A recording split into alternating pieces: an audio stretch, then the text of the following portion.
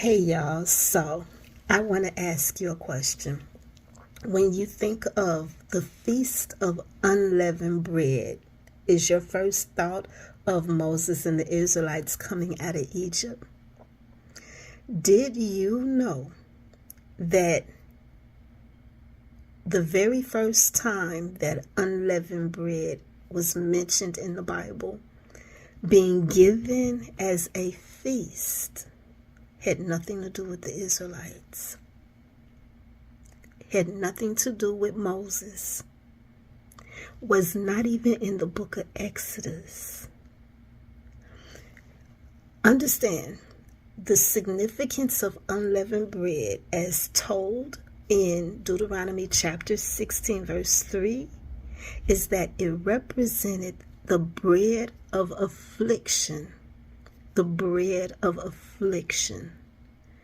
Now keep that in mind, because I got something to share with you, and it's coming up next.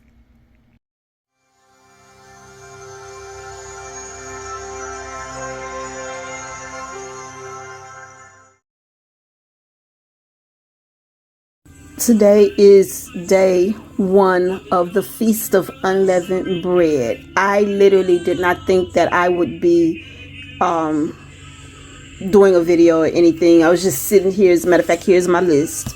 I was just sitting here. I looked up everything in the Bible that has to do with I gathered all my scriptures. Everything in my Bible that has to do with unleavened bread is somewhere in the back, and everything that has to do with the bread of affliction. Deuteronomy chapter 16 verse 3 tells us that unleavened bread is the bread of affliction. And this was about this feast, this festival is really about remembering. By the way, this is what unleavened bread looks like. This is actually matzah, which is, or matzos, which is unleavened bread. This feast of unleavened bread is about remembering. It's about remembering the bondage that God brought us out of. First and foremost, that God brought the Israelites out of. It started there. It being a feast that God himself instituted, it started with the Israelites. But I find myself, if you look, this says Sodom's depravity. This is the book of Genesis. I thought that I would first see like Exodus on down, but it started with Genesis. And so that's why I said, let me do this video. Like, I'm not going to re-upload it till later, of course, until after 6 p.m. I will go to upload this video to share this. First of all, yesterday was amazing. Yesterday was absolutely amazing. Let me share this too. This is, okay, so this is yesterday. Let me get this to you real quick so that you can see it. This entire day, first of all, I didn't do the part where it began overnight, like with the actual Passover meal. But what I did mark here was like, these are the hours that the Passover meal would have been 8, somewhere between 6 and 9. They were in Gethsemane between 9 and 11, or 9 and 12. 12 to 3 is called the cock crow hours. It was during this time that Peter denied Jesus 3 times. Between 3 and 6, that was the hours of the illegal trial. The minute daybreak, the 6 a.m. by 6 a.m., which is here, they were rushing Jesus to go before Pilate and Herod, both Pilate and Herod. First Pilate, and then when Pilate found out that Jesus was from Galilee, he said that he was under Herod's jurisdiction, so he had him sent to Herod, but Herod sent him back to Pilate. So at the end of the day, Rome had to make that decision, Pilate representing Rome. Between 9 and 12, the scourging happened, and he was nailed to the cross. Between 9 and 12, the scourging happened and he was nailed to the cross, King Jesus. At 12 o'clock, there was a total lunar eclipse, the 6th hour. 12 o'clock is the 6th hour. 9 o'clock be the 3rd hour. One of the things that I found is that John had an error in timing. John had an error in timing. He said that something happened during the 6th hour that actually happened during the 3rd hour, or within this time frame. And so how can I, so many years ago, say that John had an error? By this, God's word says that by the mouth of 2 or 3 witnesses, let every matter be firmly established. And so that's how I could say that it was like, again, they did not have watches like we have watches today. So they told time based on the position, I guess, of the sun in the sky. They did not have what we have today, the conveniences. So we can look at a watch, we can look at our phones, and gather what time it is, because somebody did the job a long time ago and created these devices for us, but they did not have those devices. So grace is given in that. But at the mouth of 2 or 3 witnesses, let every matter be firmly established. And those witnesses will be Matthew, Mark, and Luke. Also, Mark wrote his account first, and then Matthew, Luke, and John kind of based what they wrote off of what Mark wrote, from my understanding, from my research. So anyway, total eclipse happened at the time of Jesus' death, which was at 3 o'clock. An earthquake happened. We know that the veil was rent in 2, meaning that way of doing things was no longer necessary. This is where you will actually turn to Hebrews, like really go into Hebrews, because Hebrews shows that even the way things are done today with priests and that is an Old Testament or Old Covenant, Old Testament way of doing things. Under the new covenant, the veil has been ripped. So therefore, we are able to boldly go into the throne room, the true throne room, not this that's down here on this earth, but the real deal. We could go into the real deal through Christ, through his blood. He consecrated that for us. And so Hebrews, man, that scripture. But anyway, this was yesterday. This is like how everything, like I went and like actually went through the scriptures. I think my somewhere up in here is a little off, and let me show you, because I did it correct, and it's almost probably hard to read that. So let me give you this here, because I actually broke it down and made it easy. Here you go. Okay, so here's your, but again, it's only the day hours. I did not do the night hours, which are these hours here. So you have 6 to 9, and this is everything that happens 6 to 9, 9 to 12, 12 to 3, 3 to 6. But then over here is your 5 p.m. hour, or the golden hour. It's called 5 p.m. And that's where you see Joseph of Arimathea. I know I'm saying it wrong. I'm saying it wrong. But that's where he had gotten permission from Pilate to get Jesus' body, and he had to hurry up and wrap him and put him in the tomb that just so happened to be right near the burial place, because of the fact that 6 p.m. was not only the new day, but it was also at the time that this happened, it was also Sabbath. And that's why I found it like so amazing for yesterday, because yesterday everything was actually happening on Saturday, which was Sabbath. Sabbath again begins Friday. So for them, this would have been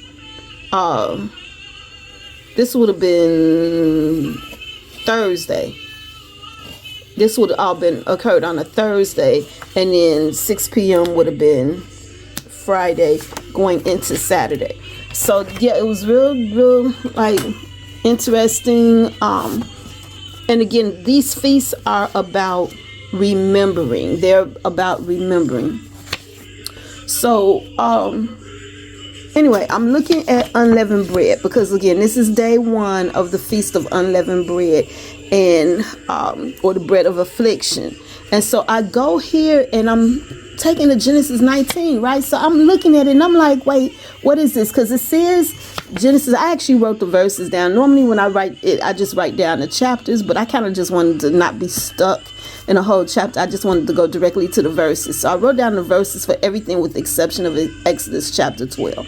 So Genesis 19:3, it says, but he insisted strongly, so they turned into him and entered his house. Then he made them a feast and baked unleavened bread, and they ate. And I'm like, wait a minute. And so I had to go back and I looked at it and I'm like, listen, this gives me a whole understanding of what was happening. When you understand the significance of unleavened bread, like what it represents, when you get that, it literally gives you a whole understanding of what's happening here. So let's go over this real quick because I feel like this is really going to bless you. This is going to bless you.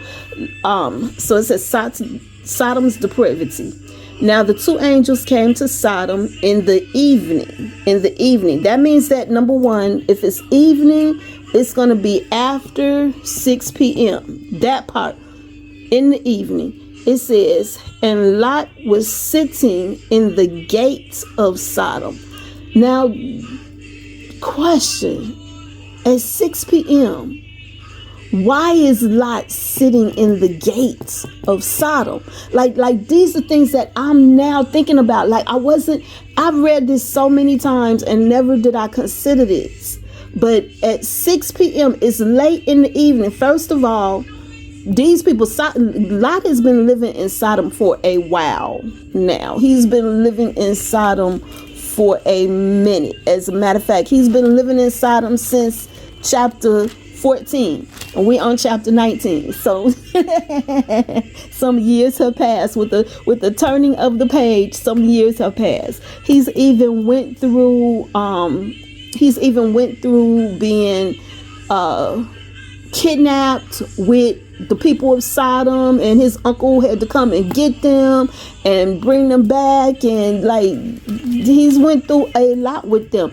The richness that he had and was when he first entered Sodom, he's not at that anymore because, you know, even though he got his stuff back, a part of that stuff was given to the king of Salem. So like he doesn't have everything that he initially had. So anyway, and he's older, you know, he's a little older, but again, I'm considering this. First of all, again, it's in the evening, which means it's after 6 p.m. It's not completely dark, but still it's after 6 p.m. As a matter of fact, it's after 6 p.m. evening, between 6 and 9. So anyway, Lot sitting in the gate of Sodom. He's in the gates. He's in the gates of Sodom. I'm about to go look that up because there's a significance to being in the gate. Like, hold on. Let me write that down because I want to make sure that I go and because he's there. It's like when you in the gate, you see who's coming and who's leaving. Like you see all this stuff. So he's in the gate. When Lot saw them, he rose to meet them.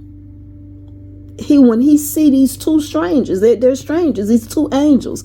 It says he rose to meet them, and he bowed himself with his face toward the ground. And he said, "Hear now, my lords. Please turn into your servant's house and spend the night and wash your feet. Then you may rise early and go on your way." They said, "No, but we will spend the night in the open square." The open square, that would be, let me get what I do. Okay, in the gate. So you at a gate, right? You at a gate.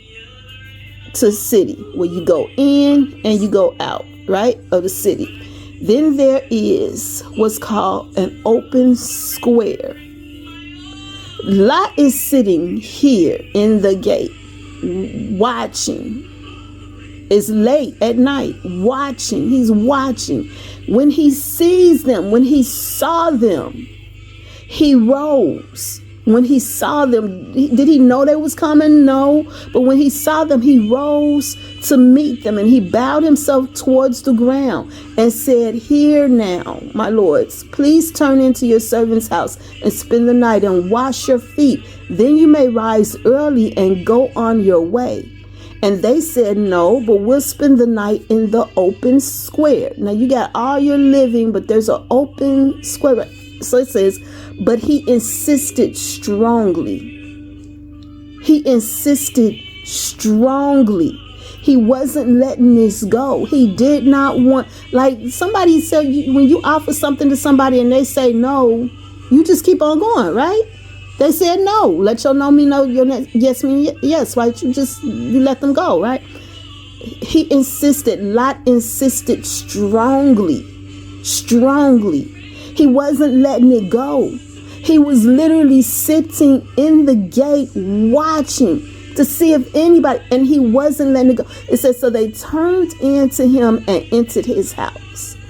Then he made them a feast and baked unleavened bread. What do we know about unleavened bread? But that it is the bread of affliction. Per Deuteronomy chapter 16, verse 3. It is the bread of affliction. So they ate. It says, now before they lay down, now we know that it is nighttime.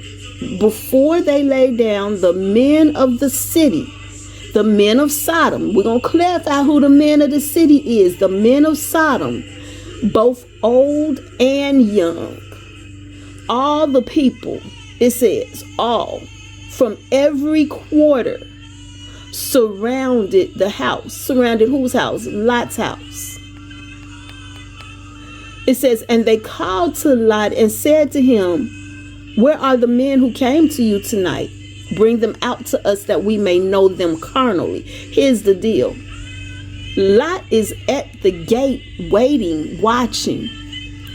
Nobody else was there, but they knew. They knew that some people had come in to Lot. Some men. Where are the men? They called it. They didn't realize that these were angels. It says, where are the men who came into you tonight? Bring them out to us that we may know them carnally. This ain't a first time thing. This thing has been going on for a while. That's why Lot was at the gate watching. Let me tell y'all, look, you got to understand this stuff when you're reading it, because here's the deal. As much as I like study Bibles, we humans have a tendency to skim the surface and read and think we understand. But here's the thing, wisdom, knowledge, and understanding comes from God. I would have never equated unleavened bread with this. I would just out the blue when I tell you the Lord leads. So this is what the reference note said. Now I probably read the reference note, didn't think nothing else of it. So the reference note says, Lot's position at the gate may indicate that he was accorded a spot of honor with the elders of the city. You see that? Like Abraham in Genesis 18, Lot also played a role of gracious host to divine beings in human form. But whereas Abraham ran to greet his guests and prepared a lavish meal, Lot only rose to meet them and prepared a feast that consisted only of unleavened bread. Now see how this stuff is. But if you read this and reading this, it makes it seem like what Lot did was very insignificant and unrespectful. But if you understand the significance of unleavened bread and the fact that Lot strongly insisted that they come to his house, the fact that he was sitting at the gate and the minute he saw them, he rose to meet them and bowed himself, like none of that is taken into consideration with these notes. Are you seeing this? Are you seeing this? But understanding the significance of unleavened bread, and then seeing what the men of the city did, what Lot was literally trying to keep them from doing. It says, so Lot went out to them through the doorway, shut the door behind him, and said, please, my brethren, do not do so wickedly. See now, I have 2 daughters who have not known a man. Please let me bring them out to you, and you may do to them as you wish. Only do nothing to these men, since this is the reason they have come under the shadow of my roof. And they said, stand back. Then they said, this one came in to stay here, and he keeps acting as a judge. Now we will deal worse with you than with them. So they pressed hard against the man Lot and came near to break down the door. They were about to do to Lot. They were about to get Lot. Number one, this part here, it says he keeps acting as a judge. It's like he came in to stay here. He came into this city, which he did. Lot chose. It says, and he keeps acting as a judge. Now we will deal worse with you than with them. They're letting him know what they getting ready to do to Lot. They about to know Lot carnally, because that's what their mindset was. So therefore, understand this bread of affliction. Understand what Lot was witnessing in this city, and why it was that he was in the gate in the evening, keeping watch for anybody that would have came in during the night. It said, so they pressed hard against the man Lot and came near to break down the door. Not only was they going to mess up Lot, but they also was going to go in forcefully, and came near to break down the door. Slow up. Wait a minute. Let's go back. They said, stand back. Then they said, this one came in to stay here, and he keeps acting as a judge. Now we will deal worse with you than with them. So they pressed hard against the man Lot and came near to break down the door. Wow. Reading that prior, I would have thought that we're talking about the door to the house. But in their coming near, because they done already said they were going to do worse to him than they would have did to the men. So when they pressed hard against the man Lot and came near to break down the door, they're talking about him. They're talking about him. They were about to sodomize Lot. It says, but the men reached out their hands and pulled Lot into the house with them. But the men reached out their hands and pulled Lot into the house with them and shut the door. And they struck the men who were at the doorway of the house with blindness, both small and great, so that they became weary trying to find the door. Then the men said to Lot, have you anyone else here? Son-in-law, your sons? It says, daughters, and whomever you have in the city, take them out of this place. Whom Lot would have had in that city, now whether or not those men were still in the city or not, but whom Lot would have had in the city would have been all of those who worked for Lot. Let's go back over here now. That's his captivity. Let's see. Abraham, Egypt, captivity, right here.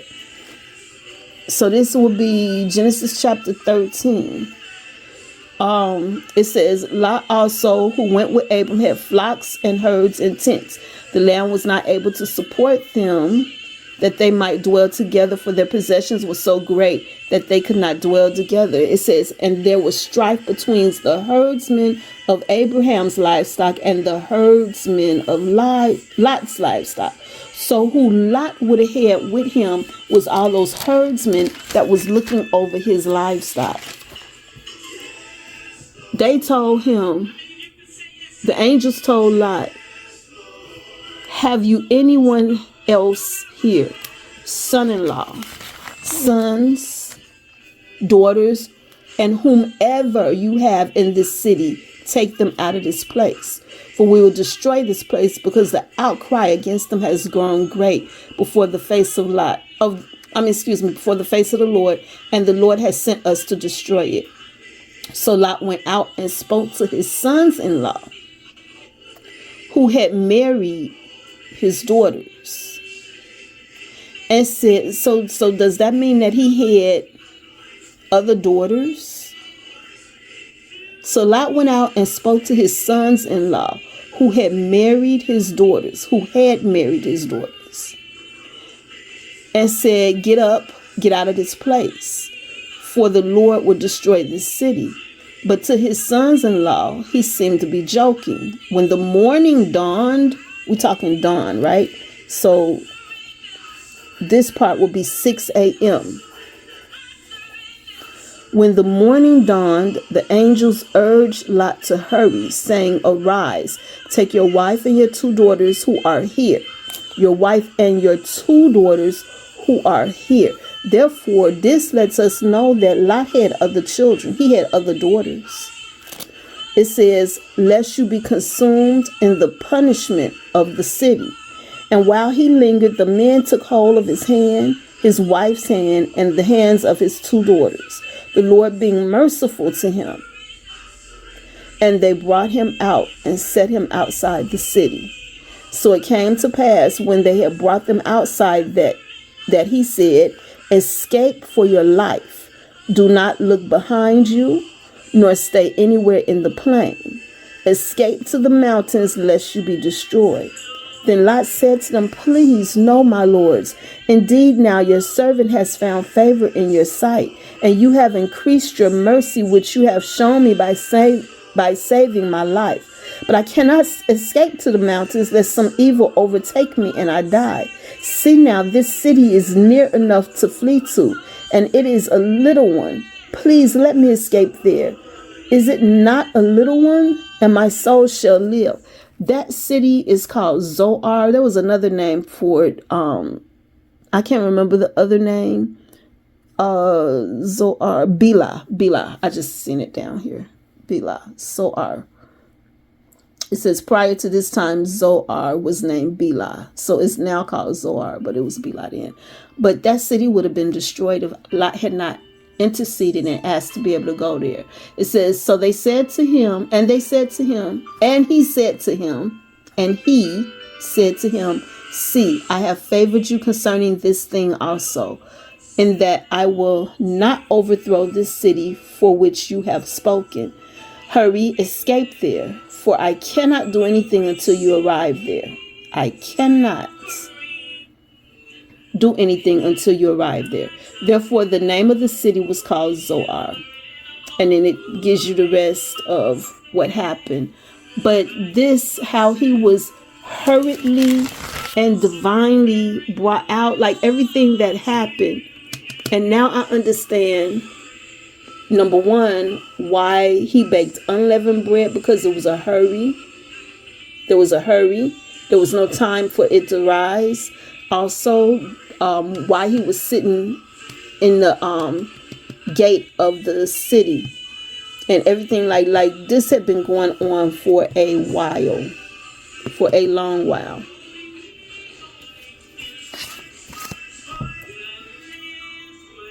That's something. And it almost makes me think if the date that this happened was the same date. I literally feel like the date that all of this happened was the exact same date as the date of this festival. There's no proof of that. As a matter of fact, it wasn't until Exodus 12, which is the very next scripture that you see God even giving a date. So here it says, now the Lord spoke to Moses and Aaron in the land of Egypt, saying, this month shall be the beginning of your months. It shall be the first month of the year to you. And so God is literally, the Lord is literally setting a time frame for them. Prior to that, they did not have that. So they said this month should be the first. It says, speak to all the congregations of Israel, saying, on the 10th of this month, every man should take to himself a lamb according to the house of his father, a lamb for a household. And if the household is too small for the lamb, let him and his neighbor next to his house take it according to the number of persons. So this is going into the date of choosing. I did a video about that already, which was the 10th. The 14th, it says, this is verse number 6. Now you should keep it until the 14th day of the same month. It says, then the whole assembly shall kill it at twilight. Now you should keep it until the 14th day of the same month. Then the whole assembly of the congregation shall kill it at twilight. So I want to mention this real quick. Because I wanted like more information on unleavened bread. And so on Audible, I ended up finding this book. And the book kind of threw me for a loop for a second, because I went to start listening to it, and immediately I just had to turn it off.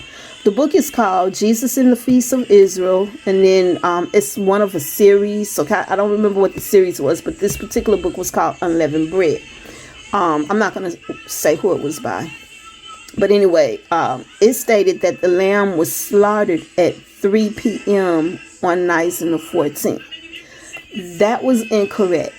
That it was slaughtered at 3 p.m. on Nisan the 14th. So I want to show you real quick why it is important that you do your research, that you don't just take what we say, what anybody say. Like even my videos, don't just take what I'm saying.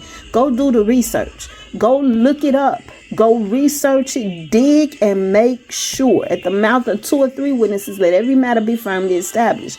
So here it says, you keep it until the 14th. Now, one of the things that is important to know is that the Jewish calendar is not like our calendar. The Jewish calendar, the way they count time is not how we count time. For us, our new day starts at 12 a.m. in the morning, right? Our new day, right?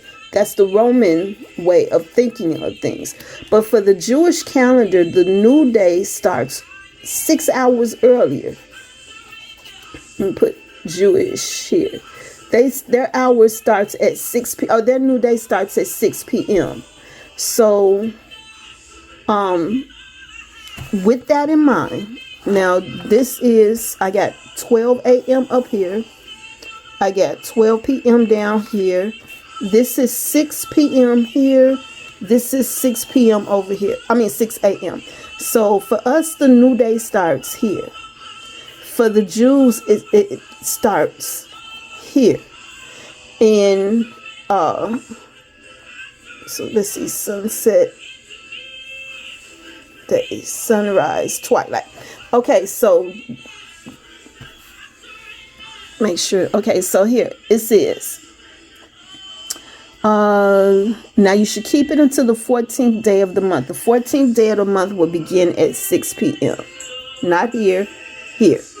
It says, so here, and this is twilight. So twilight has already happened before the new day begins. These are called the golden hours.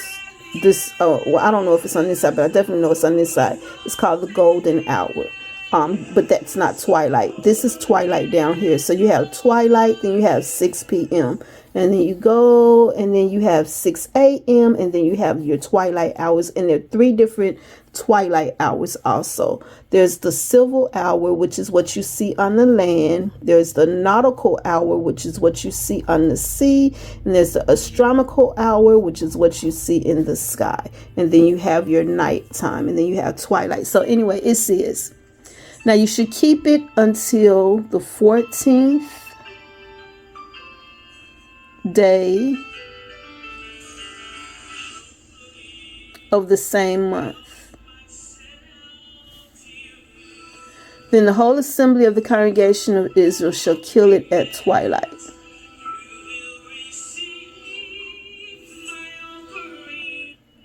So the new day, keep it. They kill it at twilight. Hold on. Okay, so and this too, so the calendar goes that way, but it also goes that way. So when we, and I think I was doing this thing wrong, so when we count our calendar or do our time, we go this way, right, clockwise. But this, one of the things I was looking at is that this is going the other way. Like, it's just the weirdest thing. It's the weirdest thing, but it's going the other way. So, and the reason why it goes the other way is, here's the thing. Like, you got sunset over here and you got sunrise over here. But sunset, right after sunset, and this was taken from almanac.com, so you can go look it up to get your times. You have sunset, and then you have the civil twilight, the nautical twilight, and the astronomical twilight. So twilight, where did I write it at? It says twilight is the period of time before sunrise or after sunset. Twilight happens before sunrise or after sunset. That's why I said this is going this way. Because if sunrise is right here and sunset right here, twilight happens after sunset, before sunrise. But when we count our hours, we're counting this way. So like something like it that's why I had to pause for a minute, because I'm like, wait a minute, something's not adding up. And it's because I was going in the wrong direction. So we're used to going this way. But when you look at, and as a matter of fact, and this that I drew, this actual calendar, you could go and Google this and it will show you, just type in twilight, Google twilight, and it's going to show you a bunch of these, and it's going to have sunset on. Like, I literally copied it exactly as it is on the calendar, on the internet, and I looked at a lot of calendars. So we go this way, but we're told do time that way.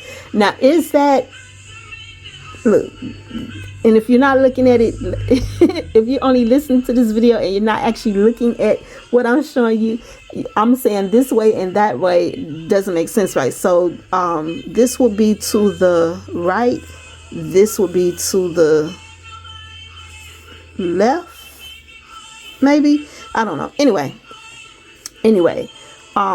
like I said, you could go and Google, look this up, Google twilight, and you'll see a bunch of these. I chose to do the almanac to get the time. So what I did was I got the times for today. And today, the twilight that occurred before sunrise, the astronomical or the sky, began at 4:59. The nautical, which is the sea, 5:29. The civil, which is the land, 5:58. And sunrise here in my city was 6:21 a.m. For sunset, midday is 12:49 or 12:53. No, that was Passover yesterday. So it should be about 12:49. Sunset is going to occur at 7:16. The civil twilight 7:39. Nautical 8:08. Astronomical 8:38. And it's different for every city because of our locations. So what you would do is you would go to this website, www.almanac.com. unleavened.com, and you'll simply tag in your city or your zip code, and it will give you your times for your particular location. One of the things I tried to do, get the timing for, and it only goes back to 1970. It goes as far back as 1970, because I was trying. Look, y'all, I was trying to get as far back as I could. I also tried to do Jerusalem, over in that area, to see like what it would have been over there. But what I was told when I plugged it in is that this website and their calculator is only set up for the United States and Canada. So yeah, I just had to be happy with what I was given. So let's go back to this and let's do it according to here. So it says, now you should keep it until the 14th of the same month. We know that the 14th begins at 6 p.m. right? 6 p.m. So it begins here. It says, then the whole assembly of the congregation shall kill it at twilight. So if 6 p.m. begins here and they kill the lamb at twilight, they're going to kill the lamb somewhere between these. If they're doing the civil twilight, the lamb, they're going to kill it like within that 30 minutes, I guess.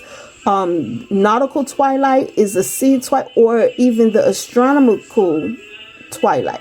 But anyway it goes, is after 6 p.m.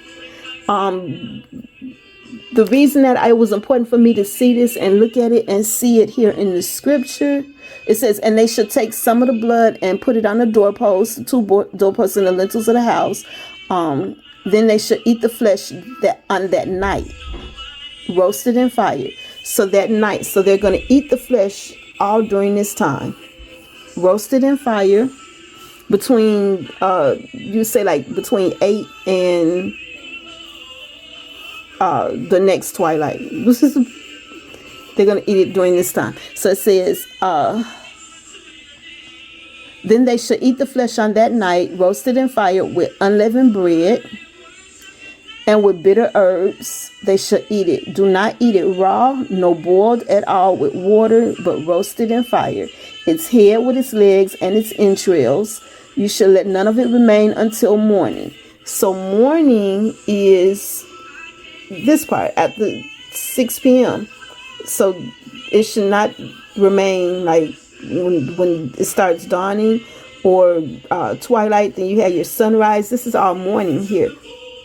So it says, do not let none of it remain until morning, and what remains of it until morning you shall burn with fire. And thus you shall eat it with a belt on your waist, sandals on your feet, and your staff in hand. So you shall eat it in haste. It's the Lord's Passover. That happened on the 14th. But based on this book that I thought I was going to look at, Jesus in the Feast of Israel, Unleavened Bread, again, it's part of a series. What they said was that the lamb was slaughtered at 3 p.m. on Nisan the 14th, and that's not what happened. So, yeah. So it says,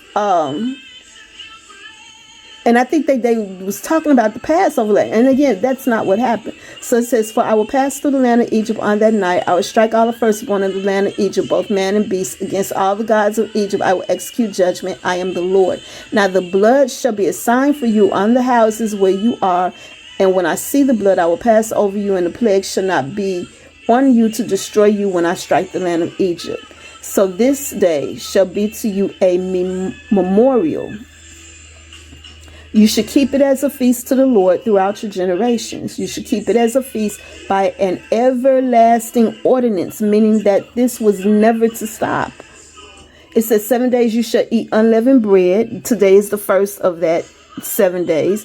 It says on the first day you shall remove leaven from your houses. On the first day you shall remove leaven from your houses. Now leaven represents sin. And one of the things that I said about that was that though it was talking about bread, and it's not talking about this because this is the unleavened bread, but where it said remove leaven from your houses, leaven represents like pride. What it was I looking at? I was looking at pride. I was looking at haughtiness, and there was something else. It started with an A, and I can't think of what that word is. Pride and I'm trying to look through my paperwork to see if I see it. Oh, let's see. I think I got it. Let's see. Pride, arrogance. That was the other one. Pride, arrogance. So when I think of removing leaven from the houses, I think of getting pride, arrogance, and haughtiness out of my life. And so that was one of the things that I looked up to make sure like I understood what pride, what arrogance, what haughtiness is. And yeah. So it says move leaven from your houses. Whoever eats leavened bread from the first day until the seventh day, that person shall be cut off from Israel. It says on the first day. Now we eat in a lot of different ways too, because remember y'all, one of the things that I do when I'm looking at this stuff is I look for a deeper meaning. I don't want to just read the skim of the surface and understand it. Like I could take it literally and just talk about like eating actual food, but if I'm eating, like not eating actual bread, which I'm not going to eat bread. I'm really not going to eat bread during these 7 days. To the best of my ability, I'm going to remind myself every day, don't eat bread. You know, I can eat this, but don't eat bread. But if I'm not eating bread, but I'm acting real proud, you know, prideful, if I'm acting haughty, you know, and talking to anybody or even towards my family, if I'm acting arrogantly, then I have leaven in my life. So at the end of the day, when God says that he doesn't look at he doesn't look at things like we look at it. He doesn't look at the outside. He says man looks at the outside of matters, but he looks at the heart. So all day long, if I'm not eating bread, like on the outside, I'm not eating bread, but inside my heart is real haughty and proud, then I got leaven in me. So that's what I'm looking at. And so when it says eating unleavened bread, you can eat in a lot of different ways. You don't just eat with your mouth. You eat with your eyes. When you take things in, because eating is about taking something into your body. So it could be something that I listen to. You know, am I listening to something that is like entertainment? Am I entertaining a television program, music? Am I reading a book? Am I holding a conversation where my ears are taking in? It's my ears, my eyes. Like, am I taking in things that are considered leaven? Things where people are acting proudly or haughtily or arrogantly. Am I listening to that? Am I taking it in? Because if I'm doing that, then at that point I am eating leaven. Remember, God told us that we were to walk not in the flesh, but in the spirit. So we got to dig into this stuff to understand it. Especially with the fact that God is reading our heart and our kidneys, we would want our heart to be right before the Lord. So it says on the first day, there should be a holy convocation. And today is the first day. Today is day number 1. Today is the 15th of Nisan today, which is April the 13th. It's the 15th until 6 p.m. tonight. It says on the first day, there should be a holy convocation. And on the 7th day, which is the last day of the feast, there should be a holy convocation for you. It says no manner of work should be done on them, meaning the first or the 7th. It says, but that which everyone must eat. Okay, let me go there. No manner of work shall be done on them, but that which everyone must eat, that only may be prepared by you. So me, I am eating God's word right now. So I can do this. I can actually do this study because I'm eating God's word physically. Any physical food that I might want to go in the kitchen and eat, I can go in the kitchen and prepare that. So no manner of work shall be done on them, but that which everyone must eat only may be prepared by you. So you shall observe the feast of unleavened bread, for on this same day I will have brought your armies out of the land of Egypt. Therefore you shall observe this day throughout your generations, as an everlasting ordinance. It says, in this first In the first month, on the 14th day of the month at evening, you shall eat unleavened bread until the 21st day of the month at evening. For 7 days no leaven should be found in your houses, since whoever eats what is leavened, that person shall be cut off from the congregation of Israel. Whether he is a stranger or a native of the land, you shall eat nothing leavened in all your dwellings. You shall eat unleavened bread. And then it goes on, because this here, Exodus chapter 12, was where this was all being instituted. It says that Moses called for all the elders of Israel and said to them, pick out the lambs for yourself. So at this time that Moses is telling them to pick out their lambs, this would have been the 10th of Nisan. And then we are told what happens at 10th plague, the death of the firstborn. They were called to go out. Passover regulations. It says this is the ordinance of the Passover. And then like who can participate in it.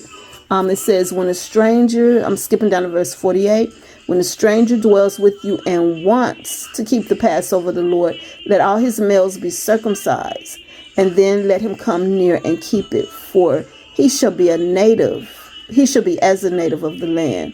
For no uncircumcised person shall eat it.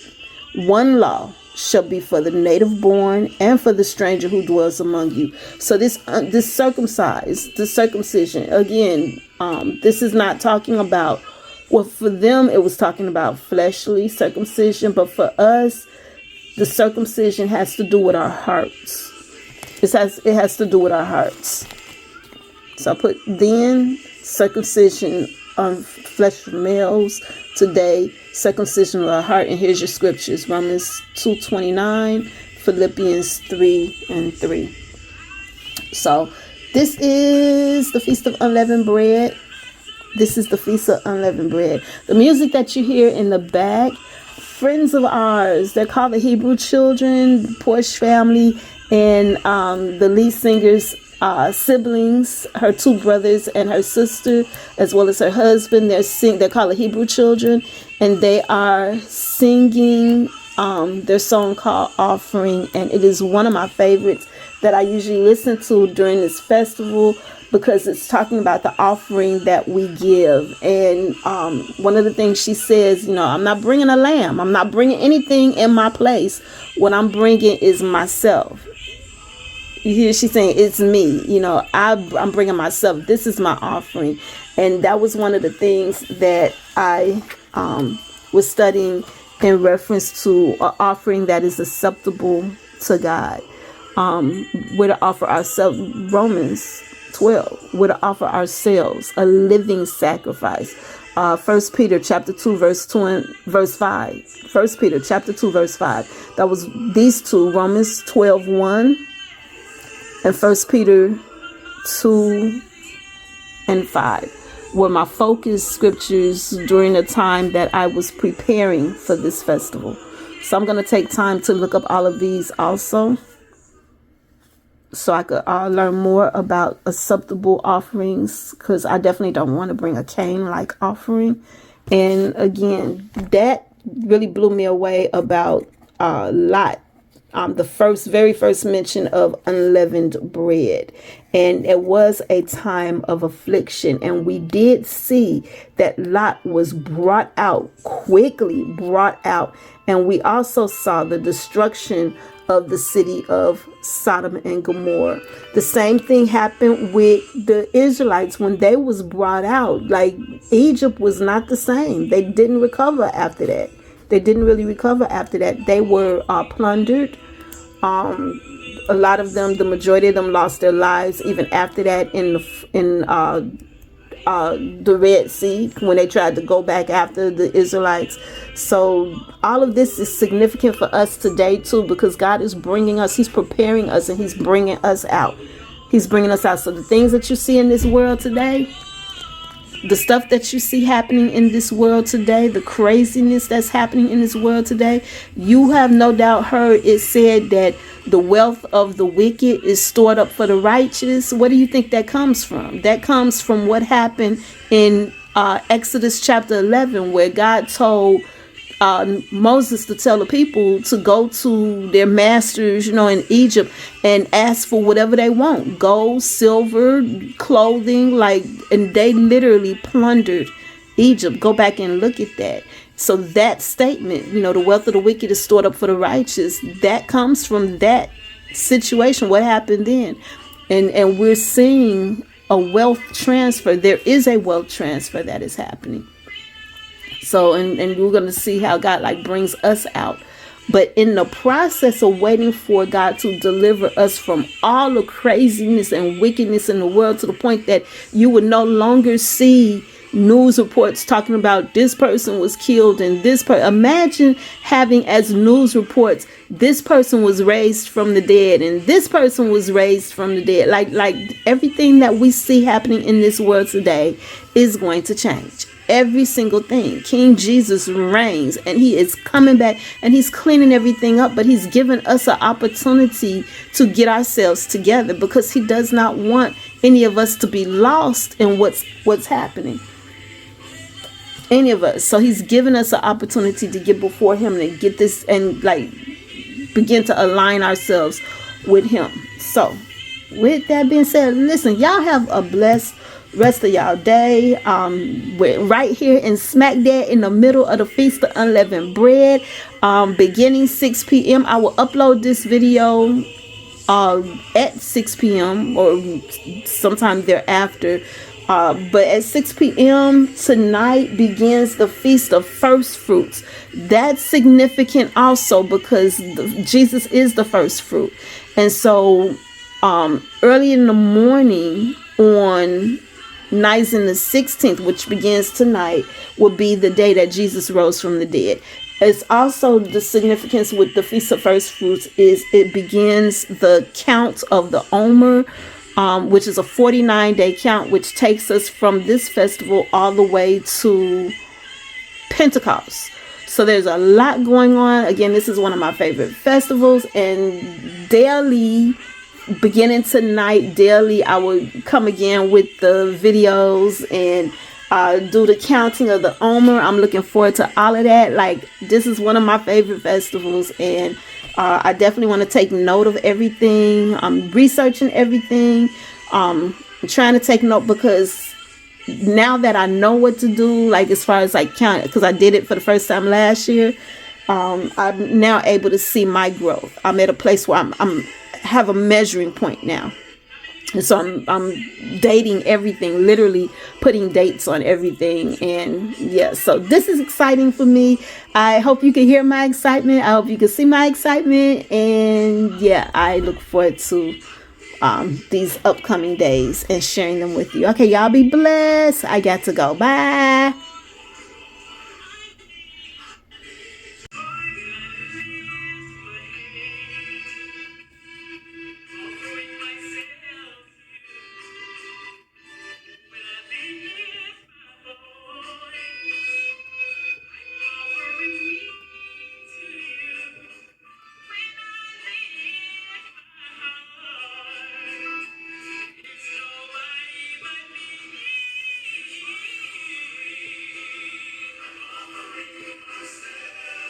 Hey, so I want to share this real quick before I send this video out. So a few minutes ago, I was talking to one of my sons about this account in Genesis chapter 19 with Lot. We were literally going over it, and he read something that I had totally overlooked, which is why I didn't mention it in the video that I did that you just saw.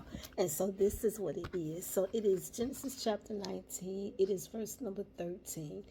The angels were talking to the two men. They were talking to Lot, right? Telling him, that they needed to get out the city. And so this is what they said. They said, "For we will destroy this place, because the outcry against them has grown great before the face of the Lord, and the Lord has sent us to destroy it." And when I read that, I'm like, wait a minute. Read that again. The outcry against the city had grown great it says, before the face of the Lord, and the Lord sent them to destroy it. And so that stood out to me, and I wanted to mention that because, as I said to my son, I said that we're not outcrying. There are a lot of things that are happening in this country, in other countries, in this world in general. And while there is an outcry, that outcry has not grown great. And I've been saying that we've been made comfortable, in what's happening in this world. That outcry has not become great, because here in this scripture, it is so clear, like it literally says, the outcry against, talking about Sodom and Gomorrah, the outcry against them has grown great before the face of the Lord, and the Lord has sent us to destroy it. So that just really made me think, that we need to press in, like we need to begin to press in even more so in prayer. It made me kind of think of the scripture where it talked about the woman that was going before the king, I guess, or the judge, and because she kept going before the judge, he was like, you know what, let me deal with this woman so that she can leave me alone. And that's the part, there is so much that is going on in this world. Are we, am I really interceding and praying about the things, the issues in this world? And personally, now I can't speak for nobody else, but personally, I know that I can do more. I know that I can do better. I know that I can do more when it comes to interceding and praying and just crying out before the Lord about everything that is going on in this world. So this is a personal thing. This is something that you would have to think about on your end. I know that I could do more on my end. On my end, like, I know that I could do more. And I need to do more, like seeing this. And I feel like I was made to see this. And I literally feel in my heart, like where it says, the outcry has grown great before the face of the Lord. And so the Lord sent them to destroy. And I really feel like with everything that's going on, we're really not crying out like we should. But again, I had to make it personal. As much as I could say we because of the fact that we're the destroyers that's come to. So, but at the same token that I feel like I could say I have to own mine, and owning my own, I know that I haven't been, and that's got to change. That's got to change. It's got to change. It's got to change. It's got to change right now. It's got to change. So I'm grateful for seeing that. That's something that we'll be talking more with the Lord about, and making it my goal to do more and to do better and to get where I'm supposed to be on this wall and start interceding more. Because, y'all, it's a lot of stuff that's going on in this world. This world is crazy. People coming up missing, people being kidnapped. Just so much that is going on in this country. So much that is going on. So, yeah. So, I just wanted to share that part. This was Genesis chapter 19.